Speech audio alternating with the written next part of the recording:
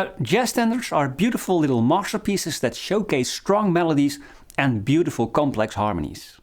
And they are essential for practicing improvisation and for jazz in general. Now, at the same time, some of them can sound a little bit old school jazz. And while they are still beautiful songs, we may want to change that and give them a little bit of a different vibe. Now, this lesson has 3 goals. One of them is to alter the sound of a jazz standard so it gets a more fusion-like vibe. And the other goal is to show how I would improvise over such a fusionized progression. And the third one is trying to inspire you a little bit and show you a few unconventional chord shapes and provide you with some improvisational ideas. Now, for the example, I'm using a very typical jazz standard, that is Take the A Train, that was written by Billy Strayhorn just before World War II in 1939. A whole other time. So what we're going to do is to take the original song and give it another rhythm, a simple straightforward bass line, and alter the chord while using the existing harmonic framework. And we'll choose variations of the chords that sound less defined and more like fusion. It will in no way be an upgrade or an improvement of the song or anything like that. I wouldn't dare. It is just my way to change the vibe and mood of a typical jazz standard, that's all. Like making a cover. Now, Take the A Train is an ABA structured jazz standard in C major. And I'm using the A section for the example, which you can see here. The analysis of the A section shows us that it is a progression in C major. The D7 sharp 11 chord in the bars 3 and 4 can be seen as a secondary dominant for the G7 chord, but it is also a little bit of a non-diatonic and non-resolving dominant chord.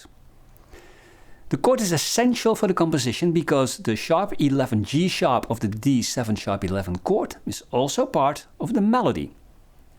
The story goes that the sound of this dominant 7 sharp 11 chord combined with the melody would sound like a train horn.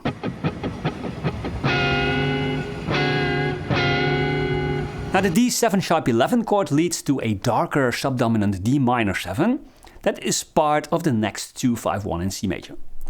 The same 2-5-1 is repeated in the last bar as a turnaround. The B section is all about the 4 chord, F major 7, but we'll leave that part aside for now for the sake of the length of this video.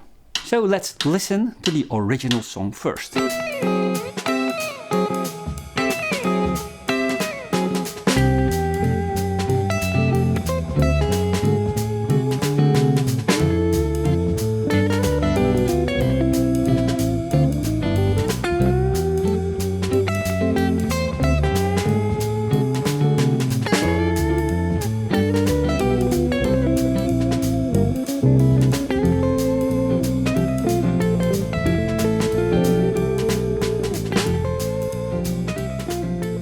Now let's change this traditional jazz sound.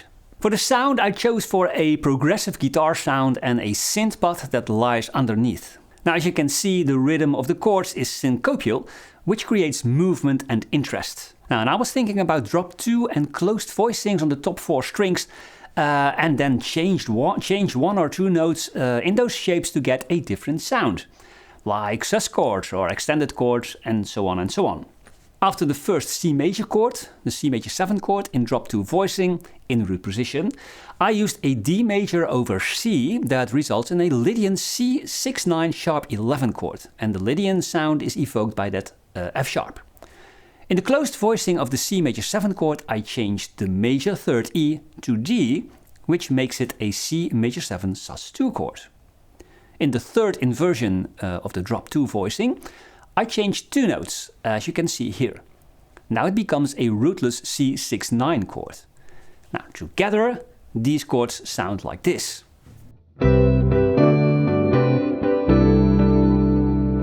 So already we have a completely different vibe. Now the D7 sharp 11 chord is an essential chord in this jazz standard. The sharp 11 G sharp is played in the D7 sharp 11 chord, of course, and also in the melody. So I kept that chord. The shapes that I used look like this. Now in the 2-5-1 that follows, I change the root position of the D minor 7 chord to a D minor 11 sus4 chord. Or just call it simply C major over D. And those suspended sounds are so great to create a fusion sound. Now I replaced the G dominant 7 chord with its altered tritone substitution, namely the D flat 7 sharp 9 chord on the top 4 strings. So now the 2-5-1 looks like this. And these 3 chords sound very nice together, if you don't mind me saying.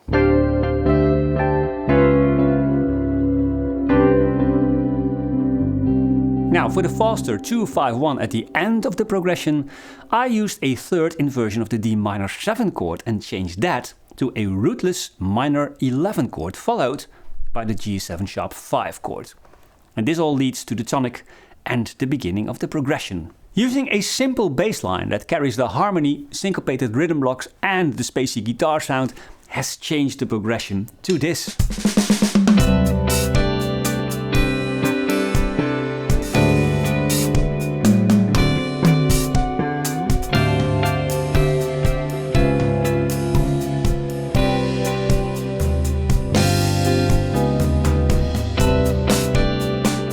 Now we can use the same concepts when we improvise over both the original jazz standard and this altered version of the song, because the harmony is the same, the harmonic framework is the same. So over the C major 7 chord in the first 2 bars, I use the C Lydian scale, which contains all the notes of the G major scale, and that's logical because the C Lydian scale is the 4th mode of G major, and the F sharp is the note that triggers that Lydian sound.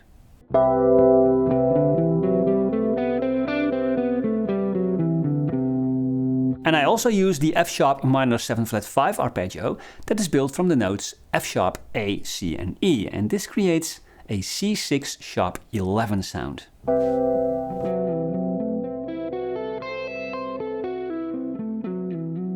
Over the D7 sharp 11 chord, we could play a D Lydian dominant scale, which is common to play over non-resolving dominant chords. But the chord can also be seen as a secondary dominant for the G7 chord, right? The 5 of 5. And therefore I chose for a G half-whole diminished scale that sounds very nice over a D7 sharp 11 chord.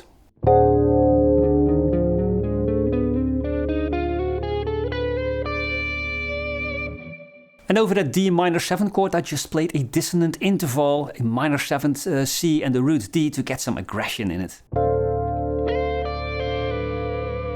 Over the tritone sub, D flat 7 sharp 9, I used a few notes from the G altered scale because that altered sound is implied by that tritone substitution. And over the last 2-5-1 I played an A minor 7 arpeggio over D minor 7. And this creates a beautiful D minor 11 sound because of the 9th E and the 11th G that are present in that A minor 7 arpeggio. Over the G altered chord, it is common to use either the minor 7 arpeggio of the flat 2nd degree, A flat, or the minor 3rd degree, B flat. And if we shift the A minor 7 arpeggio that we have played over the D minor 7 chord a half step up to the B flat minor 7 arpeggio, then we see a nice chromatic shift. And that sounds very nice and very altered.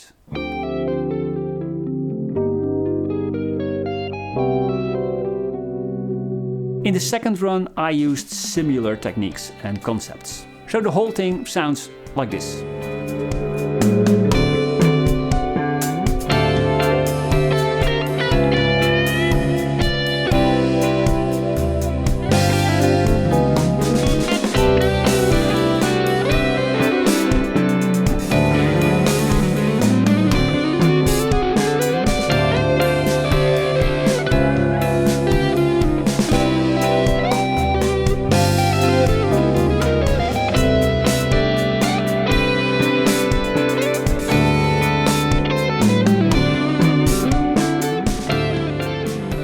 Now I hope this approach has given you some inspiration to take any jazz standard and use that as a basis for a new sound or a new song.